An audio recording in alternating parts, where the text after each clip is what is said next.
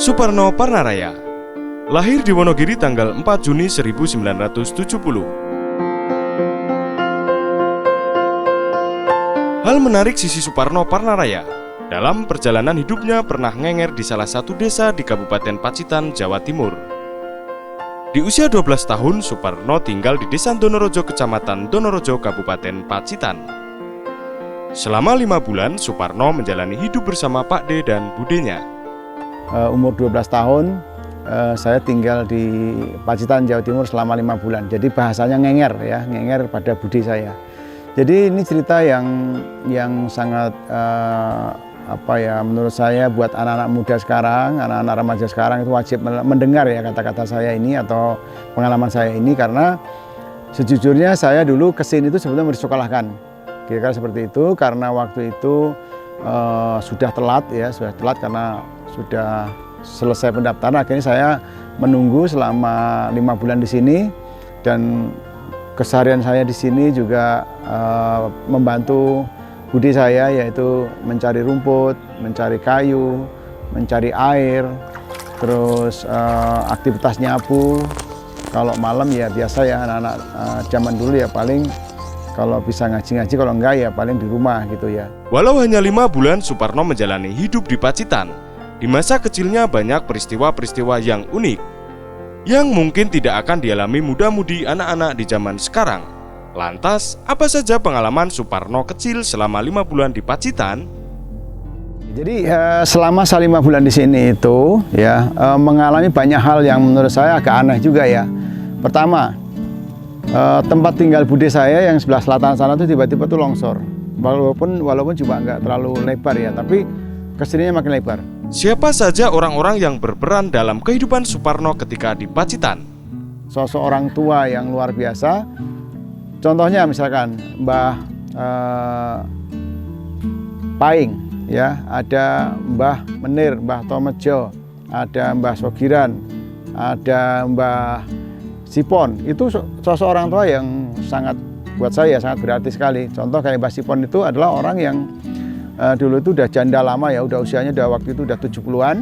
Beliau itu selalu memberikan makan kepada saya karak gitu ya, karak dikasih air langsung di oblok-oblok itu campur sama air langsung, nanti kalau udah empuk dimakan sama sambal bawang.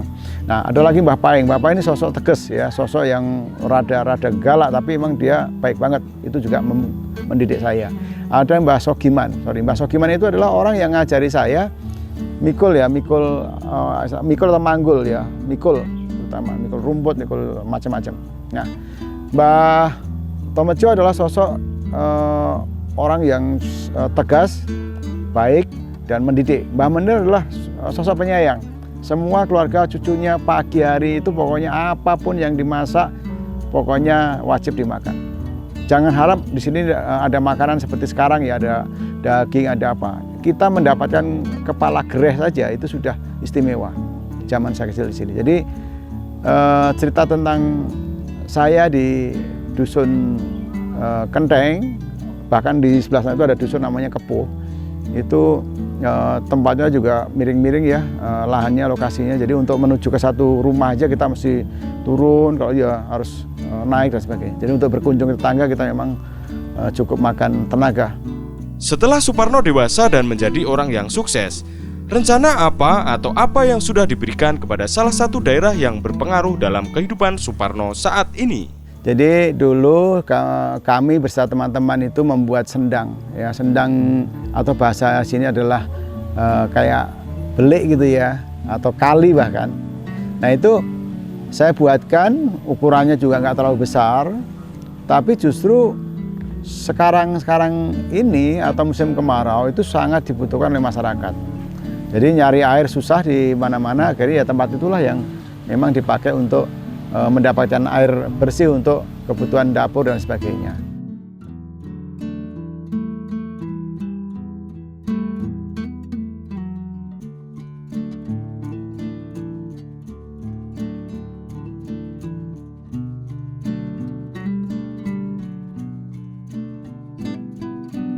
Ada satu sosok yang juga luar biasa, namanya Mbah Pinah.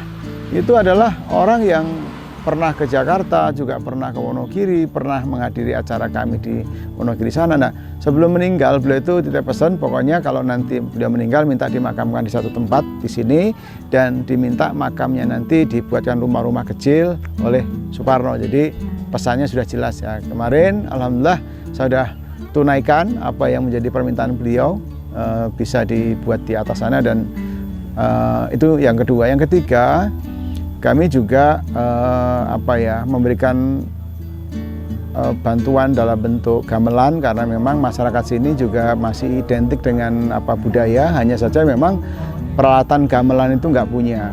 Di sini ada gamelan ya, sudah gamelan lama dulu saya kirim, tapi sekarang tak kasih yang lebih baru lagi. Jadi ini persembahan kami yang ketiga. Yang keempat, kami sedang berusaha menghidupkan kampung ini tentang ekonominya, supaya kampung ini jangan sampai nanti ditinggal oleh remajanya merantau. Di sini banyak sekali, kalau lebaran rame, tapi kalau nggak lebaran, bulan-bulan seperti itu sepi sekali.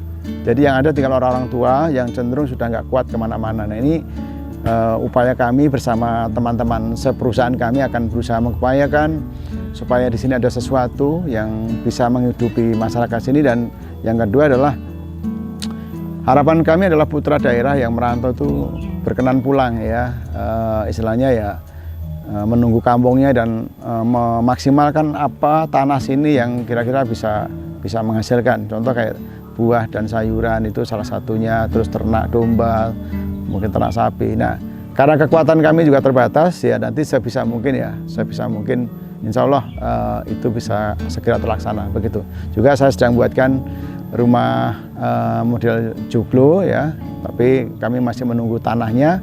Mudah-mudahan itu akan bisa dipakai untuk kegiatan budaya di kampung sini begitu. Apa suka dan duka Suparno di usia 12 tahun selama 5 bulan tinggal di Donorejo Pacitan? Dukanya pasti banyak lah ya, karena tahun segitu terus ya saya sendiri juga nggak punya uang. Di sini hanya dititipkan sama Bude. Saya mau minta uang sama Bude juga nggak berani karena kondisi Bude sendiri juga serba kekurangan. Jadi waktu itu ya duka saya ya ketika kepingin ke kecamatan aja itu memang nggak punya uang. Jadi ya lebih banyak di kampung sini ya. Jadi nggak pernah kemana. Saya pakaian pun hanya dari Wonogiri, saya nggak pernah beli pakaian di sini. Nah sukanya waktu itu adalah ada berita Pak Harmoko itu berkunjung ke Kecamatan Donorejo bawa helikopter. Nah itu saya bahagia banget bisa minta uang sama Bude, walaupun waktu itu cuma angkanya Rp100, tapi saya bisa jalan kaki kira-kira sekitar 7 kilo ke sana, ke atas sana, ke kecamatan. Itu bahagia sekali, bisa melihat helikopter, bisa melihat wajahnya Pak Harmoko, terus pulangnya masih bisa beli legondo. Legondo itu adalah makanan yang terbuat dari ketan yang dibungkus pakai daun kelapa itu. Jadi itu bahagia kami. Tapi overall saya anggap itu sebuah pelajaran yang baik ya buat saya ya secara pribadi, karena karena suka dukanya, bahkan banyak dukanya itulah yang membuat kami jadi bisa berpikir keras bagaimana membangun kehidupan yang harusnya jauh lebih baik begitu, dan sudah kami lakukan. Alhamdulillah, lagi-lagi adalah Allah campur tangan buat kami beserta keluarga.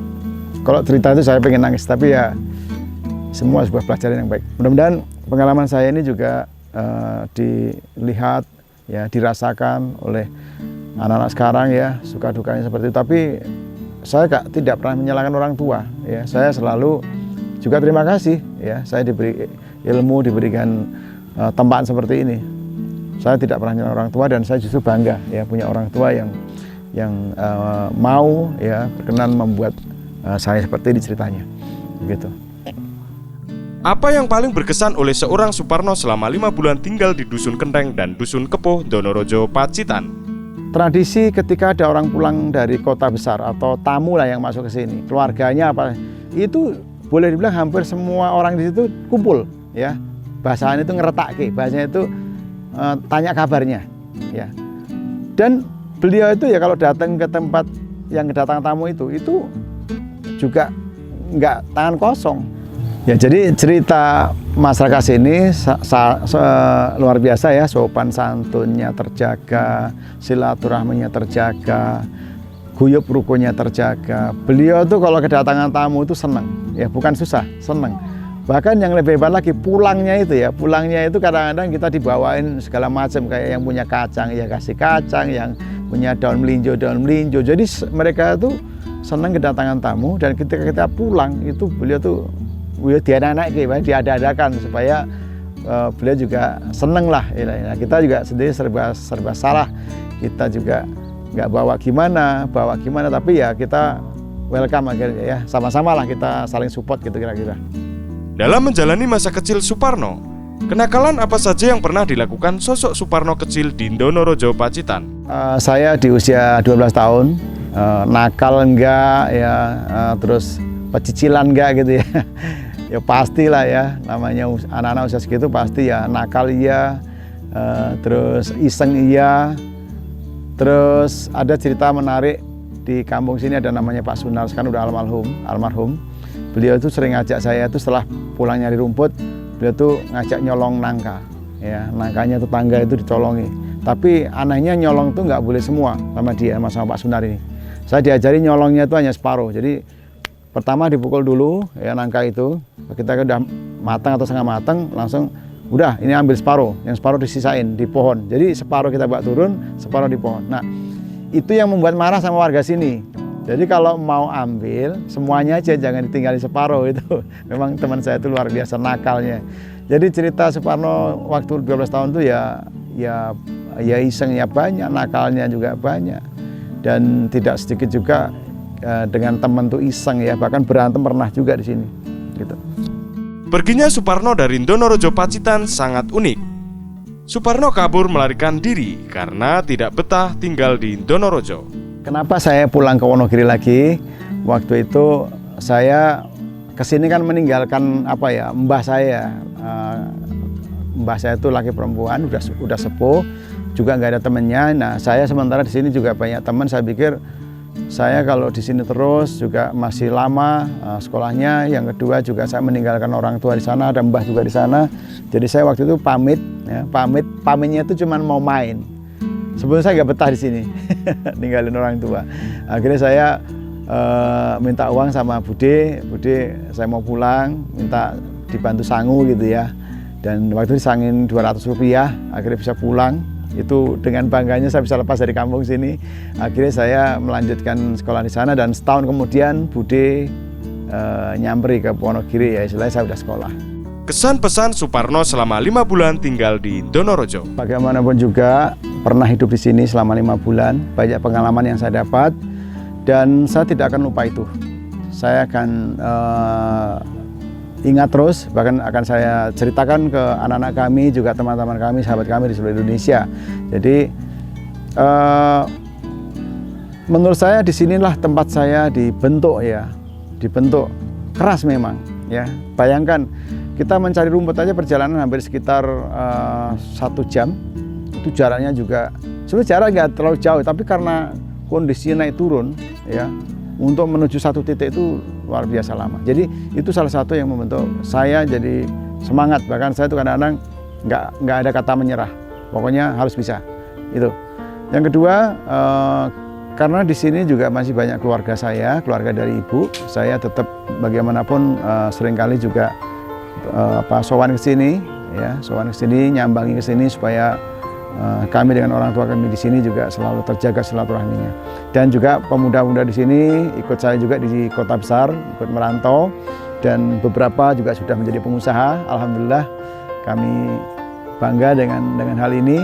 Semoga saja pesan saya ini bisa betul-betul dipahami oleh anak-anak muda sekarang ya. Jadi pertama harus tangguh, harus mau, harus bisa, ya harus ulet. Dan selanjutnya adalah bagaimana kita berbuat yang terbaik untuk keluarga kita maupun orang lain. Itu pesan saya terhadap teman-teman kami di seluruh Indonesia. Ya, jadi memang nggak gampang ya hidup seperti ini, tapi alhamdulillah saya jalankan. Saya lakukan dengan baik, dan lagi-lagi disitulah mungkin saya sekarang menikmati campur tangan Tuhan, campur tangan Allah SWT.